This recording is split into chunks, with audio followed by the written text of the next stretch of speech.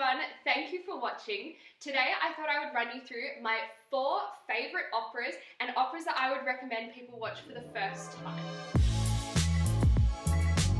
There is no greater time to try something new than right now, so I'm going to show you where you can find them, which ones are the best ones to watch for the first time, and how to get the most out of your first opera viewing experience. Let's get started with number 4, which is La Traviata.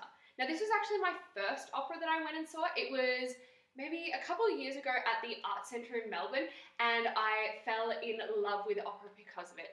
It is kind of this quintessential opera that has everything that you would expect to find in an opera. It's got this very heightened drama, it's got love, it's got death. It also is kind of renowned for having the most amazing costumes and amazing sets you could ever imagine.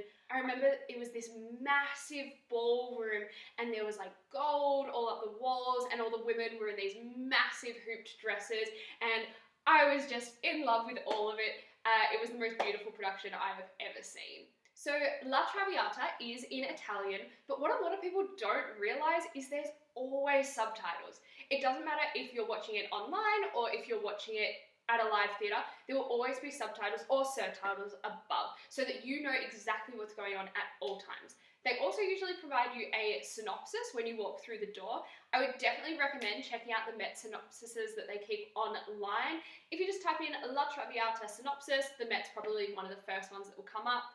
I would definitely recommend watching that before you watch it online as well, just to help you understand the story a little bit better, although they do make it pretty clear in their facial expressions and everything like that. So something that's really exciting is Opera Australia has actually just announced their first online streaming service, which includes La Traviata. It is the beautiful Emma Matthews playing Violetta. Something that's really interesting about this production is instead of using the Sydney Opera House, they actually used the Sydney Harbour. They constructed their own stage on top of the water, and it is this massive production with this grand chandelier that Emma Matthews actually hangs from while singing one of her big arias. So it is very impressive. I would definitely recommend you go check that out while it is still available. So pick number 3 is an opera by Franz Lehár, and it is called The Merry Widow. Now what's great for people that are watching opera for the first time is it's actually in English. So you don't need subtitles. I would definitely recommend putting them on because sometimes the English is a little bit hard to understand when they really round out their vowels.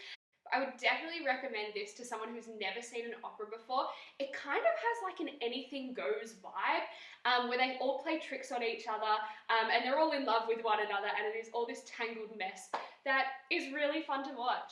So the best way that I can recommend watching this one is signing up to the Met's on-demand 7-day free trial. Yes, you will have to put in your credit card details, but as soon as you cancel it after 7 days, it won't take any money out of your account, which is great because it gives you 7 days to watch a couple of operas, enjoy some opera while we're going through the COVID situation, and who knows, you might even enjoy it, or maybe you'll just keep creating fake accounts, new emails, we've all been there.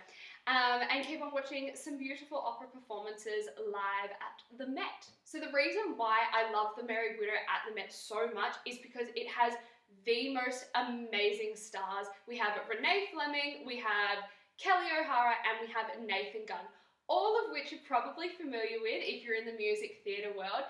These 3 artists are absolutely superb and they cross over into both worlds. So I really look up to them, and it's really cool to see them doing this massive production of The Merry Widow at the Met.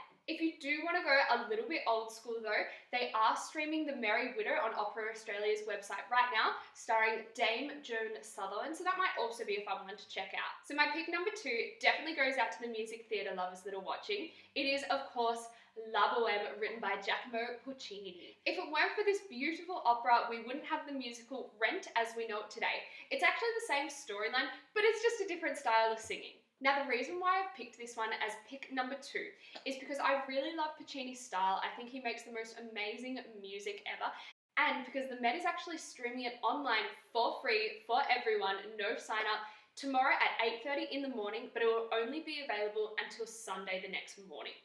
So tomorrow's version of La Boheme that you can see via the Met's website stars Luciano Pavarotti and Renata Scotto. Now I'm sure you definitely would have heard of Pavarotti before, but have you heard him sing? If not, now is definitely your chance.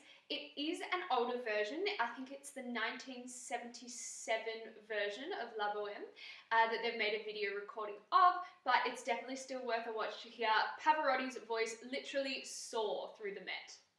And finally, my number one pick for operas that you should definitely watch is called Les Contes de Hoffmann. It is The Tales of Hoffmann. It's actually based on 3 short stories written by E.T.A. Hoffmann, of which he becomes the main character. This opera is my favourite opera because I think it's really easy to watch. You definitely never get bored because of the way that the opera is structured. In the beginning, we see Hoffmann in a bar talking to his mates about to tell a story. The next 3 acts are 3 separate little stories that Hoffmann tells about his love life. Each of them stars an individual beautiful soprano. The first story is about a doll called Olympia. Now in this section is of course the doll's aria. If you've never heard of the doll's aria, please YouTube it. It is super duper impressive. The soprano sings one of the highest notes I have ever heard. It's actually an A flat 6, which sounds like this.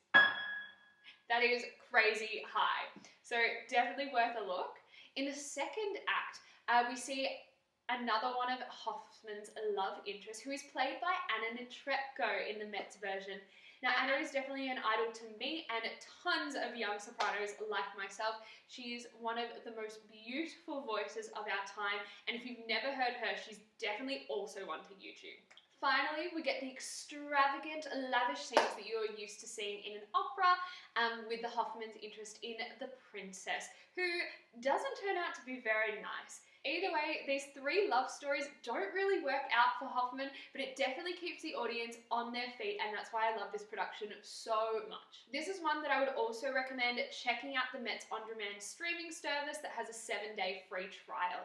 I would definitely watch this one as my number 1 top pick that you have to see, and I hope you enjoy it. I have certainly had fun, and I hope you have as well. Go check out some new operas, have a new experience, learn something new, be creative, and I will see you guys next time. Bye!